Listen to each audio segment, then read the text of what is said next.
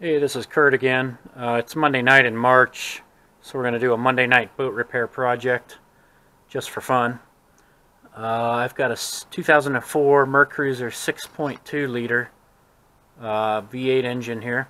It's about 320 horsepower, and I've owned it since 2013, and it's got around 550 hours on it. And the Serpentine belt looks like it's about done. Could be the original one, because when I bought it I'd only had 190 hours on it, and I doubt that anybody replaced it before 190 hours. So little pieces have been coming off of the Serpentine belt, therefore it's time to change it. I've got a Mercruiser, brand new one here, Serpentine belt, Quicksilver Marine, same thing as Mercruiser. It says Mercury, it's got Mercury logo on it, it's cross-referenced, it's the correct part number. And so what we're going to do, I've read up on how to do this. I've never replaced a Serpentine belt before in my life, but it looks pretty easy.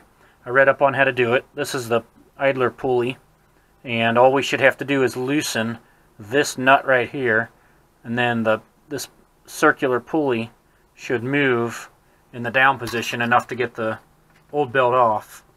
And then we're going to put the new belt on, and when the new belt is on, it should be tight enough that you can turn it 90 degrees, but no more, no less. So if it's not this tight, it's not correct. Alright, so we're going to grab our wrenches here and see what size we need. We get this nut off. Alright, I found a 5/8 inch spark plug socket that seems to fit. A deep well would be better, but our spark plug wrench socket should work too.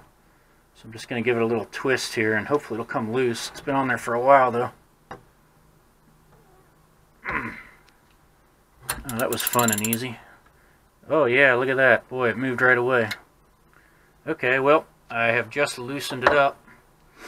And by the way, you do need to check to see if you have a belt routing diagram right here. If you don't have one of these, or if yours is worn off, you better take a picture of it with your camera phone, or look up your routing path for the belt on the internet.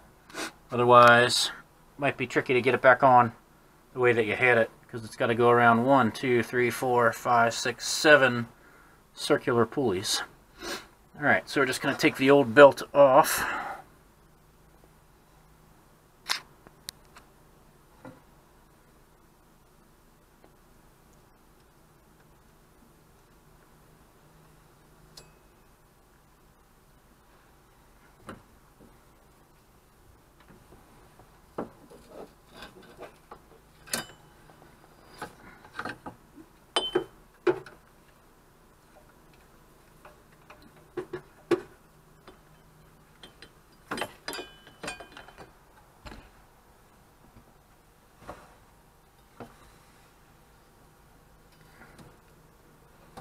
Steady camera hand while we're doing this. Alright, it feels like it's been on there for a long time. Let's check on the condition of this. I really don't think it looks that bad, but I've never changed it before. So, we're changing it.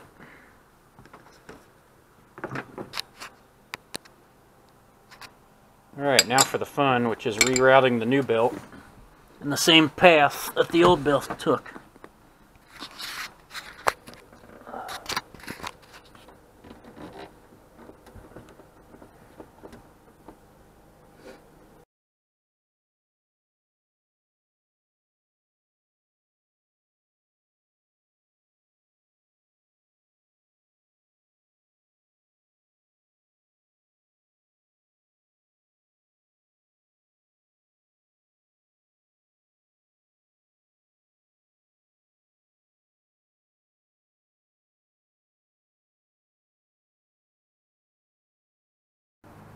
Alright, so after trying to test fit the new belt is too short. So I trusted my Mercury dealer to give me the correct part. The one that I took off of there is the one that ends in 003 All the other numbers are the same, and the one that they gave me, the new one, is the one on top that ends in 005. So we definitely have the wrong part number, and that's kind of not surprising. But it was really easy to get the old one off, one twist of the wrench, and it looks like routing the new belt isn't going to be too terrible. You saw me try to do it there a minute ago. But we got to get the right part, so I guess I'll be making a trip back to the Mercury store tomorrow. Shame on them, but we'll get it fixed. Good morning. It's day 5 of the Mercruiser Serpentine belt replacement project.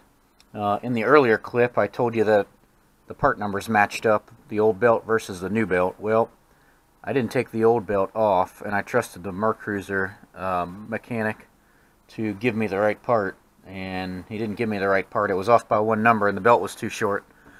But I guess we're all human, so mistakes happen.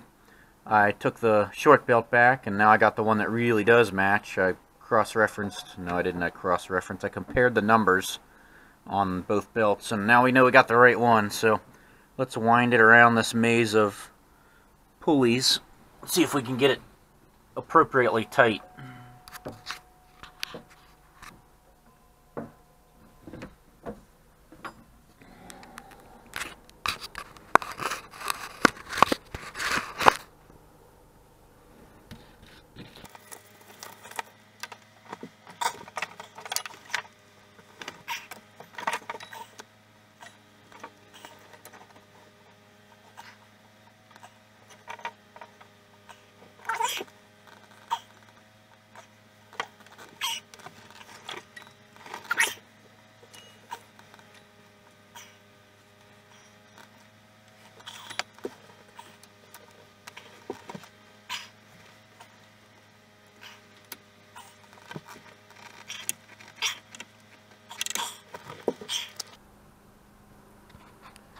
After about 5 minutes of head scratching, I discovered that you don't simply just pull this pulley up and then try to tighten the bolt while it's into place. What you do is, if you look on the back here, it might be hard to see, but there's a gear-shaped head on this bolt instead of a regular bolt head, and it runs along a track back there. So I got a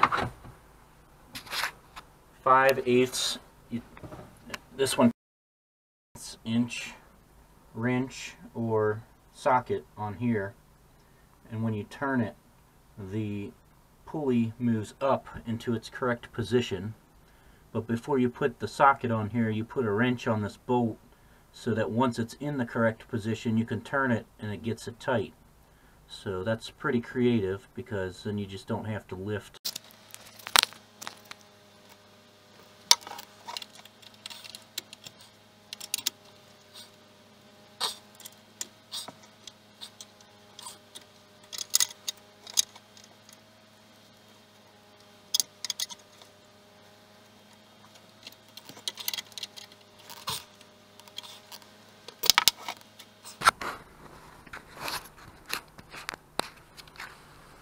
Okay, we've got it nice and tight.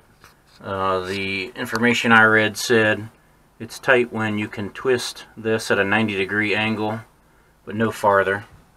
I don't think it's too tight, but you better believe I'm going to check this the next 4 or 5 times I go out, just to make sure that it's circulating properly on all these pulleys. And I want to make sure that I didn't tighten this too much and that it still spins pretty freely. I don't think that'll be a problem, but it's probably worth checking. So that project was pretty good. It really would have only taken me less than 10 minutes if I knew what tools to use and how to put this back on, and if I had the right part the first time. But since it's March and boating season hasn't really started yet, it doesn't matter that it took a couple extra days. So, alright, I hope you learned something from this video, and if you like my videos, consider subscribing. Thanks, bye.